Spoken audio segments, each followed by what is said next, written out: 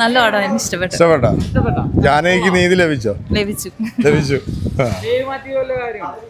ഇല്ലെന്ന് തോന്നുന്നു. ഇതിനകത്ത് പേരുകൾ പരാമർശിക്കുന്നുണ്ടല്ലോ അല്ലേ? പിന്നെ ഇങ്ങനെ ഒരു സ്റ്റണ്ടിന്റെ ആവശ്യം ഉണ്ടായിരുന്നു ഇല്ലല്ലേ? പേരെന്തിനാ മാറ്റിയത്? പേരിനകത്ത് മാറ്റി പറയുന്നുണ്ട്. അതൊരു ഒരു പിന്നെ ഒരു പ്രൊമോഷന്റെ ഭാഗമായിട്ട് തോന്നിയ പടം കണ്ടപ്പോൾ അങ്ങനെ പ്രത്യേകിച്ചൊന്നും പറയുന്നില്ല. ഇടയ്ക്കൊക്കെ മണിച്ചിത്രത്താഴൊക്കെ കയറി മണിച്ചിത്രത്താഴ് ഉണ്ടാവും ക്ലൈമാക്സിനകത്തൊക്കെ. സുരേഷ് ഗോപി അത് തന്നെ. സുരേഷ് ഗോപി അതൊക്കെ തന്നെ. പക്ഷേ ഫസ്റ്റ് ഹാഫ് ആണ് കുറച്ചും കൂടെ നല്ലത്. ചിന്താമണിക്കൊല കേസ് കണ്ടിറങ്ങിയിട്ട് അതിന്റെ അപ്പൊ ഇത് എല്ലാ പടത്തിന്റെ കൂടെ മിക്സഡ് ആണ് ഇത് മറ്റേ പൃഥ്വിരാജ് വെള്ളിത്തിരയിലേക്കകത്ത് കൊണ്ടുവന്ന പോലെ ഒരു മിക്സഡ് ആണെന്ന് പറയാം. അല്ലെങ്കിൽ കണ്ടിരിക്കാം. അല്ല, പടം നല്ലതാണ്. ഇൻട്രസ്റ്റിംഗ് ആയ ടോപ്പിക്കാണ് സംസാരിക്കുന്നത്. പക്ഷേ ഇതിന് നമ്മളിരുന്ന് കുറച്ചുകൂടെ കാര്യങ്ങൾ വായിച്ച് ഡേറ്റ് ആയിട്ട് മനസ്സിലാക്കിയാൽ നമുക്ക് കുറച്ചും കൂടെ ക്ലിയർ ആയിട്ട് എനിക്ക് കുറച്ചുകൂടെ മനസ്സിലാകണമെങ്കിൽ കുറച്ചും കൂടെ നമ്മളിത് ഒന്ന് റിസർച്ചൊക്കെ ചെയ്താലേ മനസ്സിലാക്കണമെന്നും കണ്ടിരിക്കാൻ പറ്റും. റെലവൻ്റ് ആയ ഒരു ടോപ്പിക്കിനെ പറ്റി അവർ സംസാരിക്കുന്നത്.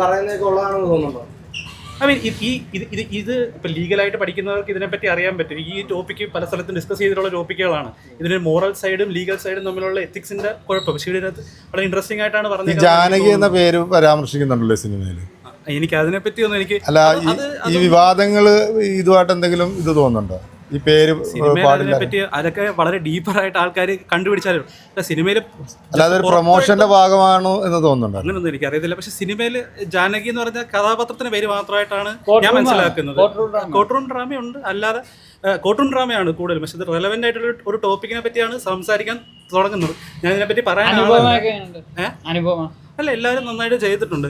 പക്ഷേ ചില സമയത്ത് ഡയലോഗുകൾ പറയുമ്പം സിനിമയുടെ ഒരു ക്യാരക്ടർ പോകുന്ന സമയത്ത് പെട്ടെന്ന് ഒരു ഡയലോഗ് പറയുമ്പോൾ നമ്മൾ ചിലപ്പം റിയലിസ്റ്റിക് ആയിട്ടുള്ള കോഡ് ഡ്രാമകൾ കണ്ടിട്ടുള്ള ആണല്ലോ മലയാള സിനിമയിൽ. പെട്ടെന്ന് ഒരു അൺറിയലിസ്റ്റിക് എന്നല്ല പറയുന്നത്, അൺറിയലിസ്റ്റിക് എന്നല്ല, സിനിമാറ്റിക് ആയിട്ട് ഒരു കോഡ് ഡ്രാമ വരുമ്പോൾ അത് സ്വിച്ച് ചെയ്യുന്നത് ചിലപ്പോൾ റിയലിസ്റ്റിക് ആയിരിക്കും, പെട്ടെന്ന് ഒരു സിനിമാറ്റിക്കോട്ട് പോകും. ആ സ്വിച്ചിങ് ചിലപ്പം പെട്ടെന്ന് നമുക്ക് മനസ്സിലാകുന്നില്ല. അത് ചിലപ്പോൾ നമുക്കൊരു ഇവിടെ എന്തോ ഒരു ബുദ്ധിമുട്ട് ഓറല്ല, ഒരു ചിലപ്പോൾ അത് സിറ്റുവേഷന് യോജിച്ച് പോകാത്തൊരു രീതിയിൽ എന്നെ സംബന്ധിച്ചിടത്തോളം ഇറ്റ് വാസ് ഫൈൻ. കണ്ടിരിക്കാൻ പറ്റുന്ന ടോപ്പിക്കാണ്.